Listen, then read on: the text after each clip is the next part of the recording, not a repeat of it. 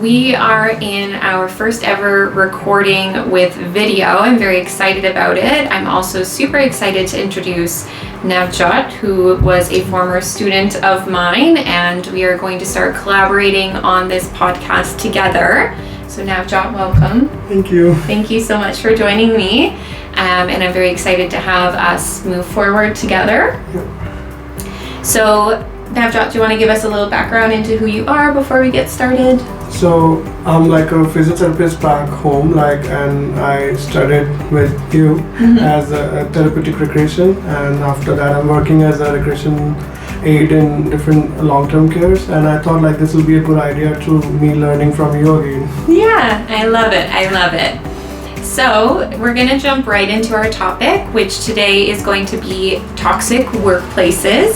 So this was actually a suggestion from Navjot when I was recording on my own, and so I'm very excited to have him here to be able to chat about it together.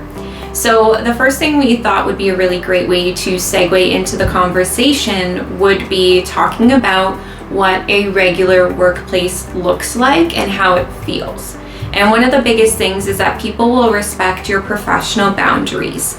So Navjot, what does that look like for you when you're thinking professional boundaries? So I think professional boundaries is when you're working somewhere, and when you're working there, you are working, and after that when you go home, no one bothers you with the work, and also not stepping in personal spaces during the work hours, or maybe asking too many personal questions, or crossing even professional boundaries. If you are working as a recreation aid and you do some work that you are not supposed to do, you do something PSW you are supposed to do, that's also considered as crossing a professional boundary there.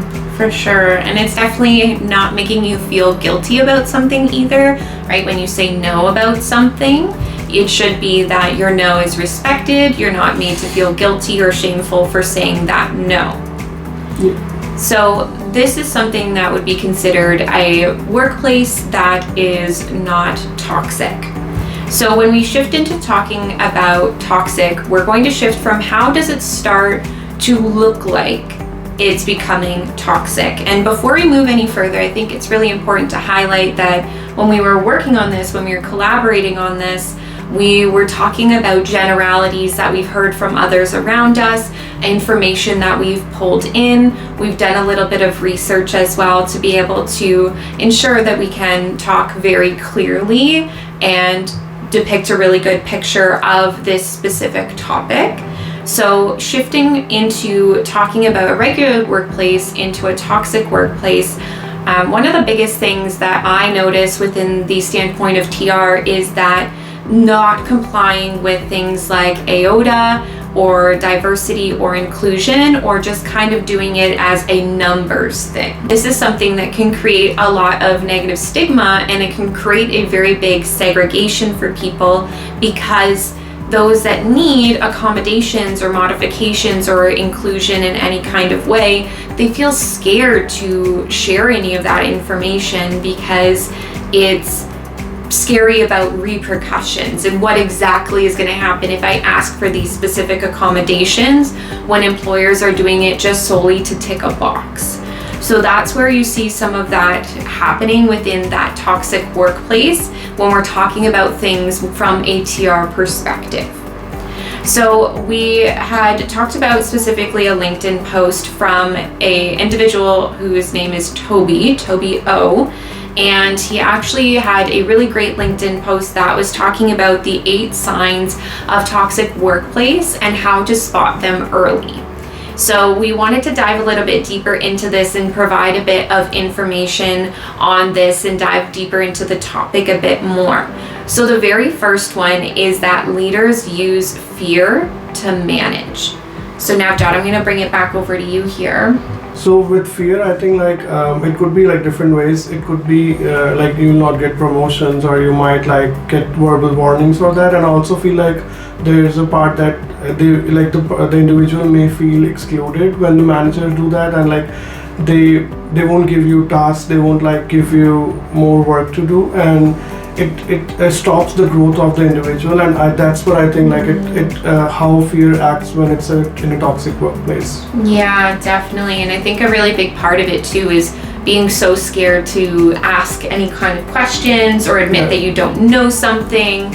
And this is where I agree with you that there's repercussions, and you're so scared of those repercussions that you don't ask any kind of questions, you don't do anything because you're just trying to survive in that moment.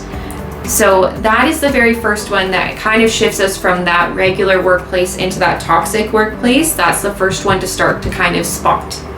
The next one here is that there is no room for growth. So this is something that when you're not receiving any kind of on-the-job training, any skill development, you're feeling more held back than brought forward, that is going to be a really big area for a toxic workplace, where you feel like you're just secluded in this one area and you're in kind of like a pit that you just cannot get out of, and there is no kind of support that is sharing that interest or that wealth of knowledge with you to be able to continue to grow. It's that the pit just keeps kind of getting deeper and deeper. And it's also like, I feel like when someone is trying to be creative in their work, especially in the recreation field, like ideas are out, like should be always welcomed. And like sometimes what happens is like you have a great idea and like it's dismissed by a manager or like someone else. So it feels like really bad, like you don't see growth in that, because if you cannot be creative in your work, like I don't think it's like valuable for you as a person to like see growth. And it could be like it could lead to a person like to do bare minimum and just like finish their job and finish everything, like instead of being more creative and like taking initiatives in different parts. Yeah, and it's definitely very interesting when we talk about ideas, and we had a bit of a conversation when we were prepping this podcast that there could be times where you are the most intelligent on a certain specific topic, right? So you're an expert in some part of it and you have more knowledge and experience than someone else, but then all of your ideas, they're either not shared because there's no space to share the ideas, or like you were just saying, they're dismissed as well. And that's where a lot of times too, if you are the most knowledgeable in the room for that specific topic, and if you aren't valued at that time, that's creating a lot of toxicity as well. So the next one we're going into here, which you already kind of touched on a bit when we were talking about a regular workplace, is not having respect for personal time. So I'm going to bring it over to you for that one. So for this, like I've heard from some colleagues that some of the managers, they message staff out of their like work times, and they ask like some stuff, maybe like I'll just give an example for recreation field, like they message you like, oh, where did you keep this stuff, or like where did you do this activity, or how this happened. And like I think that's crossing that personal boundaries, that like if I'm not working, I'm not on the clock, so like they're not supposed to message anyone, like even the employee is not supposed to message the manager or like someone out of the time. Yeah, and that does happen a lot. I find a lot of times I'll have conversations with people and they'll say, oh, I have a work thing that I need to just deal with really quickly. And that's something that it shows that there isn't really that boundary, that when you're not there, that's your own personal time. And so when that isn't respected, it just continues to grow and it continues to get worse, because that boundary isn't there, and now it becomes a bit of an expectation that you should be available on your own personal time. And with managers or other colleagues or things like that, it's being able to say, when we're not at work, we're not doing any shop talk, we're not talking about work right now because we are not there, we're not being paid. And it's definitely something that can be very difficult to kind of navigate. And being able to set that own boundary of saying that this is my personal time, bringing it back to that fear, people can feel scared to say, this is my personal time, so then it just continues to get worse. And it's also like, I would like to add a point here. What happens is like when you have a team of maybe 4 or 5 people, and one of the team member, he or she is like doing work out of their work hours, so it becomes an expectation from all the team members that they should work too, because the one person is doing work at the out of work hours. Yeah. So that's like create a big toxicity in the team members as well. Yeah, it creates that expectation, like you're saying. It just makes you feel guilty of it. Yeah, that you are not doing the same amount of work that other person's doing. Yeah, definitely. So the next one is that negativity is everywhere. And with this one, I find a really big part of that is competitions, where everyone wants to have the best idea. And when it's that competition is kind of created of who can give me the best idea, it now is creating that pit kind of against each other, where now it's, well, I'm going to say this, or I'm going to say bad things about your idea because I want my idea to be the best idea that is out there. There's also things like complaints or gossip. I know a really big one for me on my boundaries is no gossip. I don't want to hear certain things because it's just, I don't want people sharing information with me that's a bit inappropriate, or things that aren't really my business. So I find that's a really big thing too within that gossip. Yeah, I think when there's competition at work, like it should be healthy competition, not in a way that like one person is given more work because of that, or and this could lead to like one team member undermining the other team member, and like it'll look like that they are not doing their work, and like the same thing again, like they'll feel guilty of not doing the same amount of work as the other person, or they might not be able to do it. Yeah. And I find too, when there is a negative workplace, if you are in that negative workplace, you take it with you everywhere you go, and you start to become negative yourself, and then you don't realize that you're actually now investing a lot of your time and energy into being negative as well, without even kind of realizing it. And I've had a lot of friends who they have caught themselves in that area, and they've had those conversations with me about, this is just something that I'm feeling, I've brought it from work and I don't know how to separate it, and that creates a lot of negativity now in the personal and the professional life. Yeah. So the next one here is that communication is terrible. So I'm gonna bring it over to you here first. So with like, I would like, for my experiences, like especially when you're working in a healthcare field, like you need to be good at communication. It's not just like communicating with the resident or with the client. It's like a team effort. So we have to be communicating each and everything to all the team members. Like what I found is the best thing for that is like having a binder or something, so that you can write whatever happened, and like so everyone can read it, beside the software that we use for documentation. And when there is no communication, what happens is like the one of the team member who doesn't get to know everything, they might feel left out, that they are not the part of the team, and like and they will look bad because they didn't know the team was talking about this thing. And it's funny that you mentioned a communication book, because that was the exact example I was going to use as well. Is that I worked at a place where you had a communication book, and so many times things would happen, information needed to be shared, and it wasn't. And then later it was, well, why wasn't this information shared? And it's, oh, well, I didn't think it was important enough to share. And then now there's certain things that'll happen that, you know, you maybe are having a client that is having different types of behaviors that could potentially impact your safety. There is different things that are going to happen between colleagues. Maybe you miss a deadline because you were completely unaware of that deadline. And now it's just creating, again, a bit of that toxicity. And then it's also going back to now there's negativity because things are not being done or communicated. And I found that was something that happened a lot in the communication book that I had at work, where it was just consistent, that there was things that were missed, and then anytime we asked about it, it was, oh, well, I didn't feel it was important enough, or whatever it was, right? So then going into the next one here, it's about hard work not being recognized. Lots of people work hard.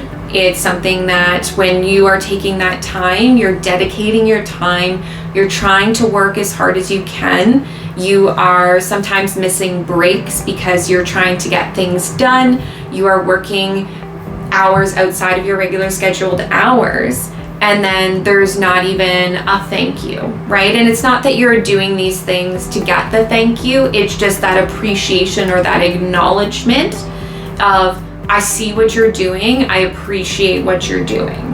Like I just saw a video like a couple of days ago on TikTok. It said like the worker who works the hardest never gets recognized, and the worker who does the bare minimum even if that worker does something good, it's recognized everywhere, because it's like it creates a threshold that this worker works this much, and it gives like when someone is working too hard, it's also like the managers, they know that this person is working hard, so they might like end up in a spot that they are like given more work, and it makes them more stressed out because it's not equally divided into all the stuff. Yeah, and it definitely shouldn't be one person's responsibility to do everything, especially if it's, oh, well, you're so good at this thing, you should just always do it. It shouldn't just rely on one person. There's no task, no person, no relationships, anything that can be solely relied on by one person, right? You thinking about even our needs as a human, it can't be met by just one single person. And that's why having a team is so important, because there's so many things that need to get done that everyone needs to be kind of dividing those things equally. And I do agree, I've seen before as well where somebody that's done the bare minimum and they do something, it's, wow, that's so amazing, while you're over there with your blood, sweat, and tears and nothing's being recognized. Yes, definitely. The next one here is that office politics, they dominate. So I'll bring it over to you. So like, I'm not a fan of politics. Like, I don't like politics at all. Even like at my workplace or any workplace that I've worked before, there's always politics around. Like, people are like trying to be like they become people pleaser just to get into good eyes of managers, so that like they can get promotions and stuff. And what happens in this is like, I feel like the team spirit is gone when someone is doing politics in the team, and they don't focus on what they're supposed to do. Instead of, they focus on like being the center of attention. They don't focus about that, like what we are here for. We are there for like helping the residents and being there for the residents, not for us, I would say.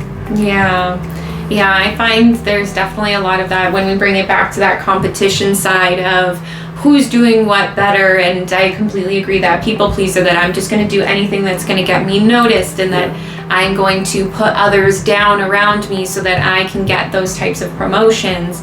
And it's something that I agree is everywhere, right? Everywhere you go, it's even outside of the workplace, you'll find there's little cliques that'll happen where people are going to kind of connect with certain people, and then it's going to create this group over here and that group over here, and then kind of competitions and competing there that's becoming unhealthy. And there's a lot of focus solely on just who said what, who's doing what, who's getting this promotion, who's getting these decisions, why was this decision made, I don't think this is fair. And all of a sudden it turns into so many other things that it just shouldn't be. There's just a lot that can go on within those politics. The next one here is one that I have talked about before in the placement course that I teach, is that people are constantly leaving. If you go somewhere that it's a revolving door, which means that there's just consistently new people. There's always new people. It's just go, go, go. There's never really consistent people. That's going to speak volume. And I actually spoke to one of my friends in the summertime because she had transitioned to a new job, and she said, I'm so surprised because there's people that have been there for 13 years, 15 years, where she said, I was the most experienced at my old job and it was 3 years. So it kind of is one of those things where if you have people that aren't staying for several years, then there's clearly something going on there that people don't want to be there. And so if that's where you see that happening a lot, it's diving deeper into why. Why is this specific thing happening? It could be like, I think like it could be like the management, or like how things are run at that place, or how team is, like how the team works there. It could be like, it could be anything, I would say. But it's a big red flag that if someone is not staying there for more than 3-4 years, then like there is some issue at that workplace. Definitely. Yeah, and then it's trying to figure out what it is, because sometimes there are certain things that you can live with and you're okay with, like things like pay. Maybe you're in a space that you don't need to have a pay that's really, really high. In today's date, maybe that's not as accurate as many years ago, but that might be something that you may think, okay, that's okay, it's not that big of a deal. But there could be other things that within the environment that you're thinking, I just can't not, like you said, it could be managers, it could be politics, it could be any of those things, right? Any of the above like points that you talked about. Exactly. It could be any of those reasons, absolutely. And so that's definitely something to always look into, and a good way to kind of check before you even go into a workplace is seeing how often they post on job boards and how many jobs are available, right? If you're going to apply somewhere and at that specific location there's 20 jobs available, it's, well, why are 20 jobs available? Did they expand? Because that would be okay. But if it's that they haven't expanded, then why is there 20 people that have just left this the specific job, right? Yeah. And then there's no trust. So I'll bring it over to you for that one. So I think like being in a team, like there should be, the first thing should be trust and honesty to each other. And like sometimes what happens is like the managers or maybe any supervisor that we have, like they don't trust their colleagues' abilities, or they don't trust how the team members work. So they try to like micromanage everything. Like I've never had this experience, but like I've seen some of my friends having this experience, like where manager tells each and every step of things that, like for example, if you are doing a small activity, like like the person who is working as a TR person, like they have education for that particular thing, and I don't think the manager needs to tell every step for the same thing, and that's really bad, like when it happens, because it shows that the managers don't have trust in the team members. Yeah, definitely. And I've worked in places before. I find it was a much earlier in my career. I find now later in my career I have a lot of freedom, which is really great to do what I need to in my job, which helps me flourish. But I found, especially in the beginning of my career, it was, well, what are you doing? Why are you doing that? How did you do that? I even had, especially during COVID, there was a period of time that I had to log my every 15 minutes of what I was doing, right? So it was at 8:30 a.m. I did this specific thing. At 9:15, whatever it is, right? Like just all of these times I'm constantly putting in all of that information, and it just makes it feel like you aren't trusted and that you can't actually do your job properly. So that can then create a lot of negativity within yourself, because it's now, well, why am I here? If they don't think that I'm competent and that I can do my job, then why am I here if they're just going to oversee my job anyways? So when we have talked about all of these points here, the biggest thing to keep in mind is that you cannot change a toxic environment. It's also not your responsibility to change that toxic environment, but you have to keep in mind that it's more likely to change you.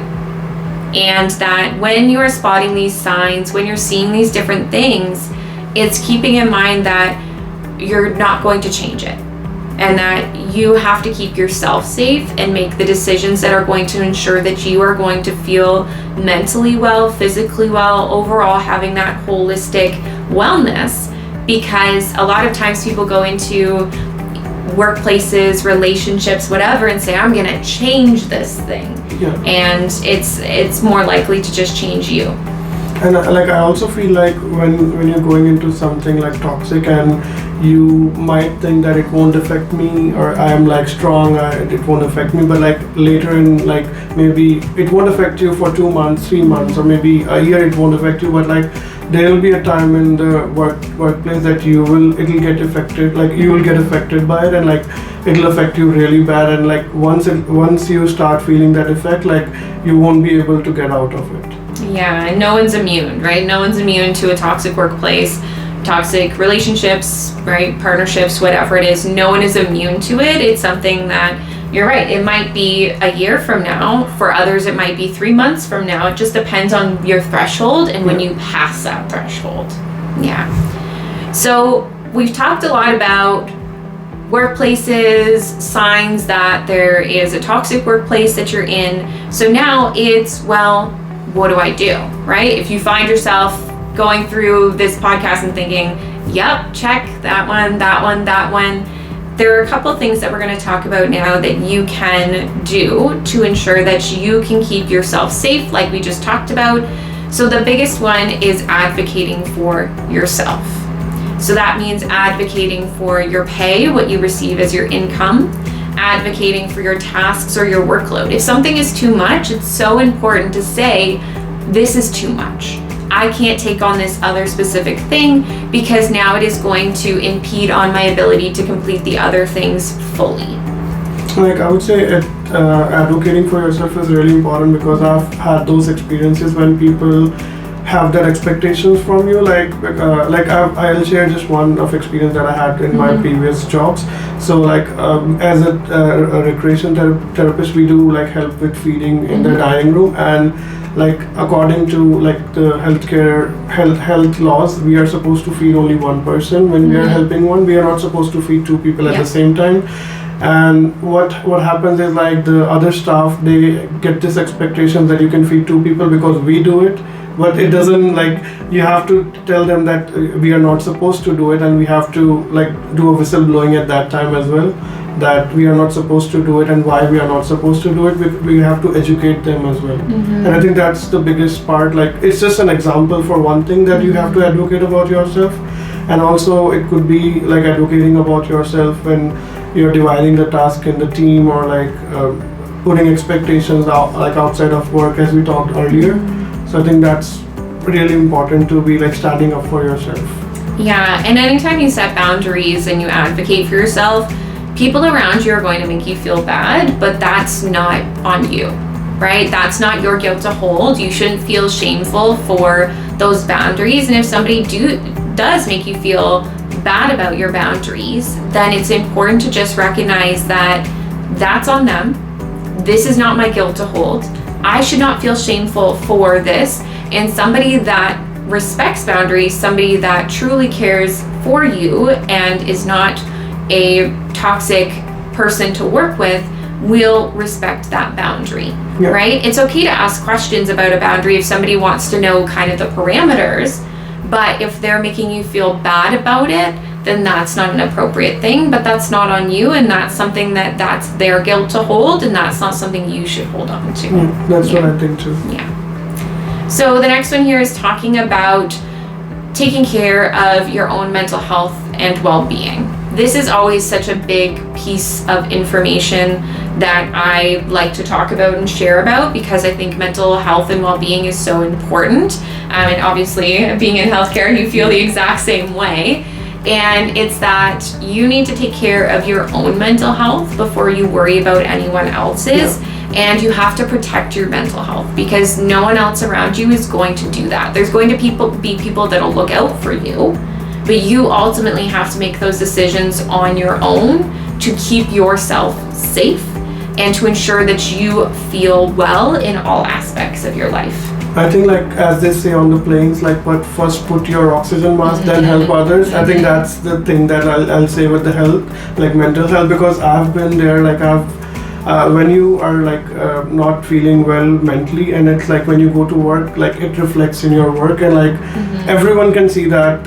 Like even if like they'll notice like even a slight change if you are like, for example, I'm like a very like extroverted worker when I work. Like I bring smile to everyone when I'm working, and like when I'm sad or when I have some mental issues like when I had before, like even the residents could tell that there's something wrong with my behavior, because I was trying to overcompensate it. Like, and they know that there's something wrong with this. And I think that's really important for us to understand, that if we are there for them, so we have to be taking care of ourselves to be taking care of them. Yes, and it's funny, I actually used that example of the oxygen mask this week in class, but that is something that I completely agree that we have to make sure that we aren't compensating for things, and that we are just feeling what we're feeling and trying to work through and navigate, why am I feeling what I'm feeling, and how can I better myself so that I can be better for not only myself but other people around me. Because you're absolutely right, we can't take care of other people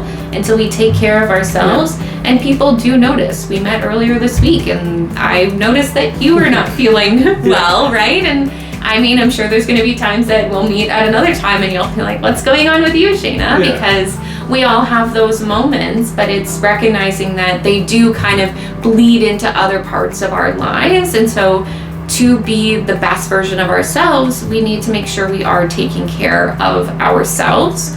And when we talk about workplaces and toxic workplaces, sometimes people are not able to leave that situation, right? Because ultimately, in the perfect world, we would, toxic workplace or toxic whatever situation it is, really, we think, I would just leave, right? I would just leave that situation. I wouldn't think about it. But that's not a reality, because there's so many other competing factors, such as thinking about at work. Well, I have rent. I have to eat. I have to take care of myself. I have a car. I have a phone bill. I have all of these things that I can't just leave my job if things aren't going well. And so that's something to keep in mind as well, that if you are in that space that you're not able to leave a job, it's figuring out how can you take care of yourself, your mental health, and your well-being in that specific situation. It's focusing on protecting yourself at that point through things like boundaries and being mindful of things like empathy, because I know for myself, I'm a very empathetic person. It wasn't until recently I was watching Shrek, specifically, a very key movie, that it was where Shrek had an arrow in him, and I felt it. Like, I felt the arrow, and I realized that was a very large part of my empathy, is that I actually feel things that people are experiencing, but then that makes things so much more negative. So I've been in toxic workplaces before, and it's something that I noticed it significantly brought me down. It made me feel very, very negative. And it's about, in that situation, that time, I wasn't able to leave my job because I didn't have anything else, but two, right? We were just talking about, we have bills, we have things like that. And so when I was in that space, it was trying to figure out, one, how to get out of it, but two, what can I do to make myself feel better in this moment? And the one I'm thinking of specifically, luckily I'm out of that situation now. But it was during that time, it was just focusing on my work, focusing on my clients, making sure that I was building good relationships with the people that I was working with every day, and trying to just mute everything else around me that was happening in that moment. Yeah. I would just like to add, and this, I just was thinking about it, it's also in different cultures, like mental health is taken as a taboo, like even in my culture as well. Yes. So I was taking therapy, and what my therapist told me, like, you should take mental health as just like a physical health. For example, if you broke an arm, it'll take time to heal. It's just like similar to mental health, and like we have to accept that we have some issues. Like it could be anything. Like if you have anxiety or like anything, you have to accept it that you have that, and you have to work on it, because it won't go away on its own. Like it'll just keep on building up. Like we have to work on ourselves before we help others. Absolutely. And I definitely think that made me think of when you were saying that, because I've heard that before as well, is about the example I use when we're talking about self-care and we're talking about your mental health and well-being, is that when you eat, right? Thinking about how much you eat. You eat several times a day. You don't just eat once and be like, yep, I'm good. Don't have to worry about that ever again in my entire life. It's that you're consistently eating because you need to consistently maintain that. And that's the same with taking care of yourself, is that it needs to be consistently taken care of. It can't just be you do one thing one time and think that you're good for the rest of your lifetime. It's a constant thing. And you can, like, it could be started from a small thing, like just, I also like started like this, just like waking up and doing maybe 10 minutes of meditation. Just like, could be just small things where like when you feel better, you'll you'll add up on it. Like, but starting small is like the best thing to do, I think. Yeah, when I was in a very low point of my mental health, I had a goal for myself, which was walking to my mailbox, which I don't know if you saw when you came in. It's like maybe 25 steps there and back. But it was something that I started so small because everything else just seemed to be so big. Yeah. So you're absolutely right. Just starting with something so small that it just builds into your routine and it's kind of seamless, and you don't have to worry too much about the time or the effort or things like that. It's something that'll just help you to learn and to grow. So I think that's all I had for this. Is there anything else you wanted to? I think the same. Yeah, the same. Yeah. All right. Well, thank you everyone so much for listening. We really appreciate it, and we will see you next time.